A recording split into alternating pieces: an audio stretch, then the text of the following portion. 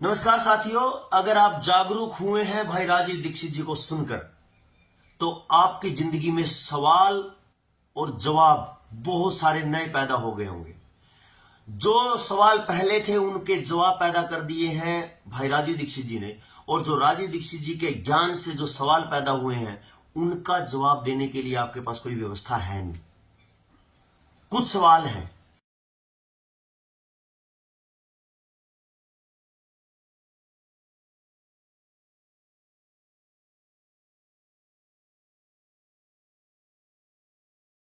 एक अहम मुद्दा जिस पे हमने बहुत गहराई से चर्चा करनी शुरू की है और उसकी जड़ों में से निकला है वक्ता निर्माण का अभियान। असल में इसके कुछ कारण हैं और जिनको जानना आपके लिए जरूरी है। कुछ सवाल हैं। पहला सवाल यह है कि क्या आपने राजीव दीक्षित जी को सुन लिया है? अगर आपने राजीव दीक्षित जी को सुन लिया है तो अगले सवाल आपके लिए है। राजीव दीक्षित जी को सुनने के बाद क्या आपको लोगों ने पागल कहना शुरू कर दिया है?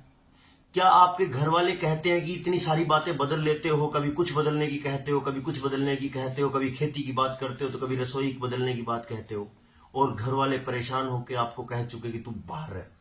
यानी घर वाले आपसे परेशान हो चुके हैं क्या?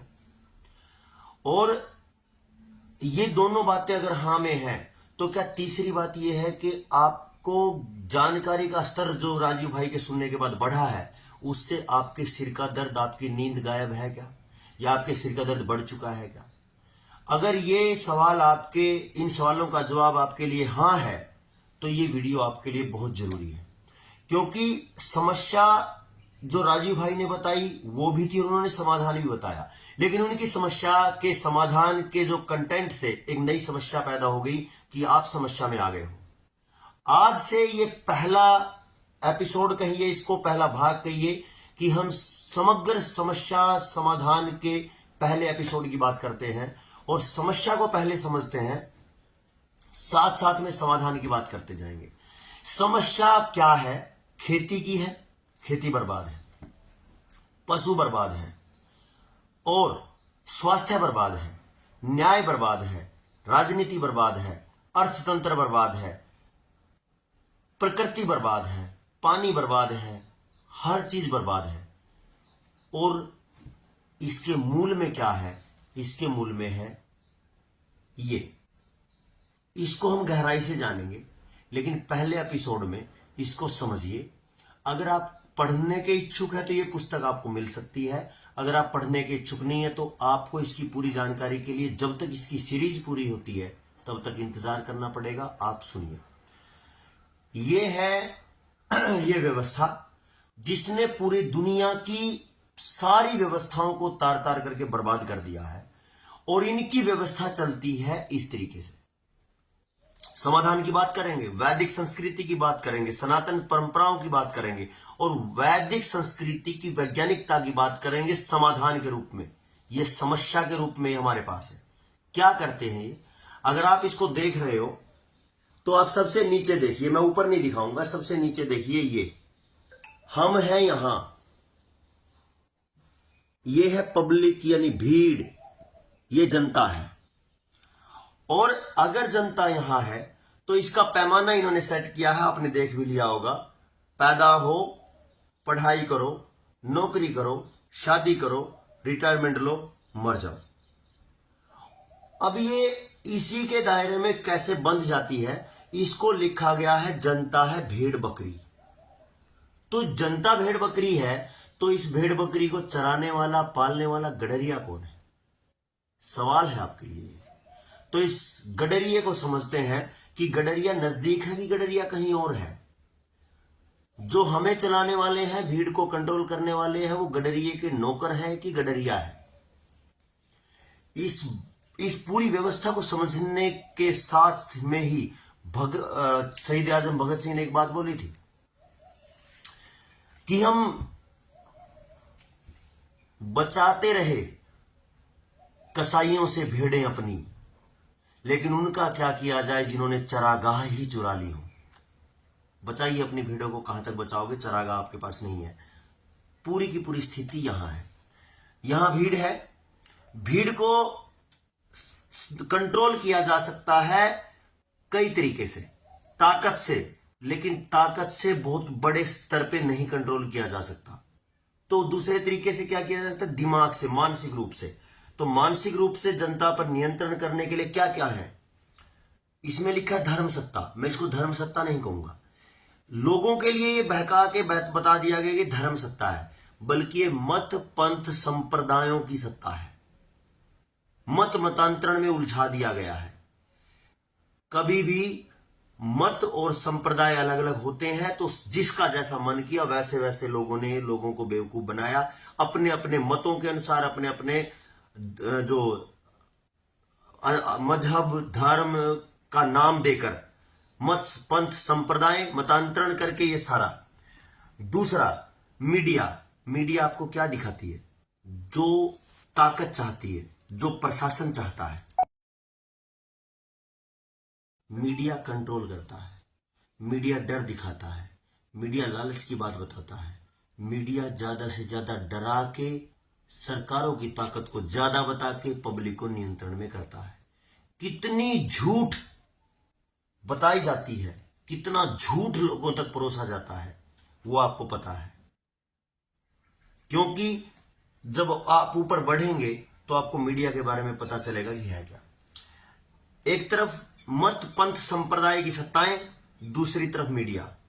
जो परमात्मा को मानने वाले लोग हैं वो यहां फंसते हैं, और जो आज की दुनिया को देखने वाले लोग हैं वो यहां फंसते हैं। और जो जागरूक लोग, जिनको हम कहते हैं किसान नेता टाइप के लोग, समाज के जागरूक लोग, क्रांतिकारी टाइप के लोग, समाज को बदल आमूलचूल परिवर्तन देने वाले लोग, या बहुत बड़े इनोवेटिव लोग, बहुत बड़े परिवर्तनकारी लोग, युग परिवर्तक लोग, वो आते हैं यहां। उनको नियंत्रण करने के लिए सरकारें हैं। क्या क्या करती हैं सरकारें? खुफिया संस्थाओं के माध्यम से, शिक्षा व्यवस्था के माध्यम से, सेना, पुलिस, कोर्ट और जेल के माध्यम से उनको दबाते हैं। कुछ लोग गलत प्रचार से दबते हैं, कुछ भावुक लोग, जो आस्तिक लोग हैं, जिनको सच्ची समझ नहीं है, वो झूठे मत पंथ संप्रदायों के चक्कर में दबते हैं। और जो बचे जागरूक लोग, जो व्यवस्थाओं को समझते हैं और व्यवस्थाओं को बदल देने की ताकत रखते हैं, उनको कंट्रोल किया जाता है सरकारों से, खुफिया संस्थाओं से, शिक्षा व्यवस्था से। और इस सरकारों के इनके कंट्रोल में जो रहता है, जो ताकत, वो सेना, पुलिस, कोर्ट और जेल। इसको और थोड़ा समझते हैं, डिटेल में समझेंगे आज। मोटा मोटा है, पहला चैप्टर है। सरकारों के अंडर में है सेना। आपको लगता है सेना हमारे लिए, लेकिन हर व्यक्ति को सेना से जोड़ के ये बताया जाता है कि सेना देशभक्ति का काम है, सेना में आइए। डिटेल में बाद में बात करेंगे। लेकिन आप देखना, जब भी समाज में कोई बड़ा आंदोलन होता है या कोई बड़ा उपद्रव होता है, उपद्रव नहीं होता समाज में, कभी कभी होता है छोटा मोटा, लेकिन करवाया जाता है, या कोई आंदोलन होता है समाज के लिए, उनको नेगेटिव प्रचार करती है मीडिया, और फिर पुलिस दबाती है। जब पुलिस से नहीं दबता सिस्टम, तो जो तंत्र है वो बुलाता है फौज को। क्या फौज लोगों को लठ मारने के लिए, गोली मारने के लिए बनी थी? फौज का काम केवल सीमाओं की रक्षा करने के लिए है, तो लोगों को मारने के लिए क्यों? क्योंकि लोग तो सेना के लिए सब बराबर है। इस पे लंबी बात करेंगे। पुलिस और सेना का आ गया। पुलिस में आदमी फंसता है तो केस लगते हैं, जेल होती है, और इन्हीं के नियंत्रण में होता है ये जजमेंट, जिनको हम जुडिशियरी बोलते हैं। कारण चीफ जस्टिस तक सरकार तय करती है, सेना का चीफ सरकार तय करती है, पुलिस का चीफ सरकार तय करती है, धर्म सत्ताओं के चीफ, जिनको धर्म सत्ता बोला है, वो मत पंथ संप्रदायों के चीफ धर्म सत्ता सरकारें तय करती हैं।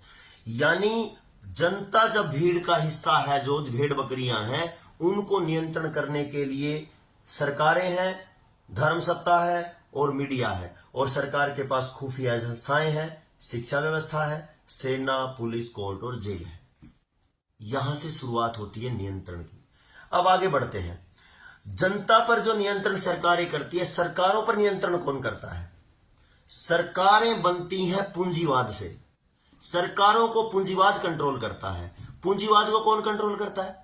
पूंजीवाद को कंट्रोल करती है बड़ी बड़ी मल्टीनेशनल कंपनियां, बड़े बड़े ब्रांड। एक एक कंपनी का बजट या टर्नओवर इतना है कि 10-10 देशों की जीडीपी को खा जाए। और जो दुनिया में दो कंपनियां तो ऐसी हैं जो पूरी दुनिया का 90% हिस्सा खा जाती हैं। एक कंपनी ऐसी है कि जो 88% खा जाती है। नाम आएगा उसमें, डिटेल में बात करेंगे एक एक को। अगर आपको लगता है कि ये जल्दी पढ़, क्योंकि मेरे को लगेगा इसमें शायद 1-2 महीना एक एक चैप्टर को खोलने में। अगर आपको लगता है कि समस्या और समाधान पर आपको जल्दी चर्चा करनी है, क्योंकि वक्ता निर्माण अभियान अपना चालू है, तो आपको इसके लिए चलना होगा। अभी से आपको ये पुस्तक चाहिए तो मिल सकती है, आपकी मर्जी, नहीं तो आप इंतजार कर सकते हैं।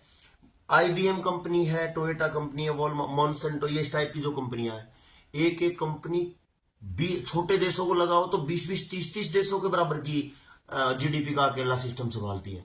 और अगर गूगल है, माइक्रोसॉफ्ट है, ब्लैक रॉक है, ब्लैकस्टोन है, ये 3-4 कंपनियां काफी है पूरी दुनिया को हिलाने के लिए।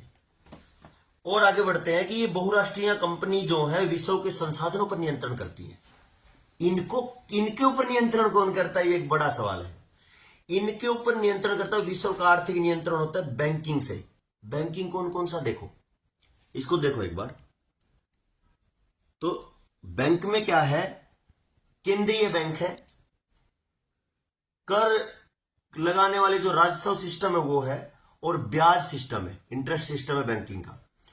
इंटरनेशनल मॉनिटरी फंड है, IMF, जो पूरी दुनिया में पैसे के लेन देन को इतना गंदे तरीके से फंसा रखा है कि कोई भी व्यक्ति और कोई भी देश कर्ज से बाहर नहीं आ सकता।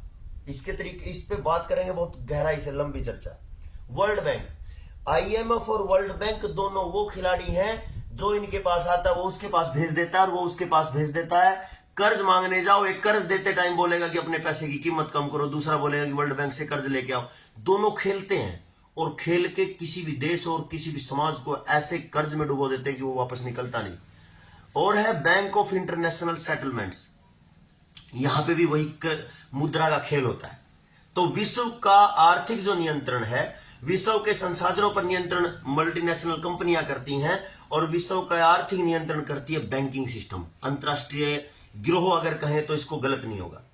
अब जो ये विश्व का आर्थिक नियंत्रण है, ये बैंकिंग का नियंत्रण कौन करता है?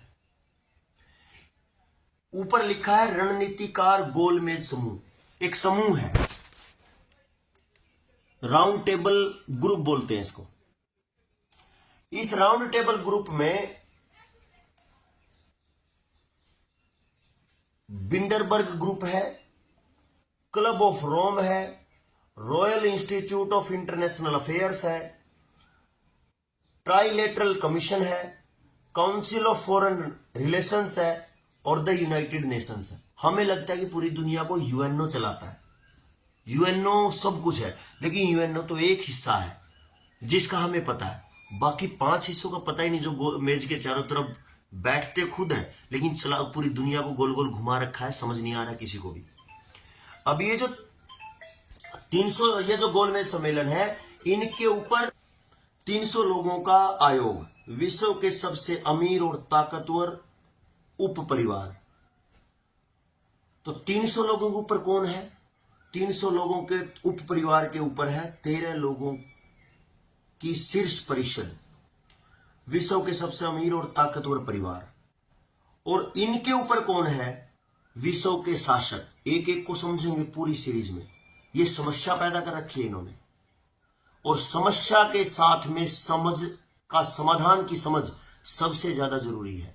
अगर आप समझते हैं, ये सब इनके नाम किताब में दिए हुए हैं, ऐसा बोल सकते हो? इन सब की डिटेल है इसमें, एक एक बात की, जो पब्लिक है, फिर इसके ऊपर जो जनता के नियंत्रण के लिए जो खेल है वो है, फिर विश्व के संसाधनों पर नियंत्रण है वो है, विश्व का आर्थिक नियंत्रण कैसे होता है, रणनीतिकार गोलमेज समूह कैसे होता है, 300 लोगों का आयोग क्या काम करता है, 13 परिवार क्या काम करते हैं, विश्व के शासक क्या है, और ये ऊपर बैठी एक आंख का पिरामिड जो है वो क्या है। वैसे पूरा ही पिरामिड है। आपको इसको गहराई से अगर समझना है तो इसके अंदर उतरना पड़ेगा, और इसको समझ जाएंगे समस्या के रूप में, और फिर हम समझेंगे ये जो पुस्तक स्क्रीन पे है समाधान के रूप में।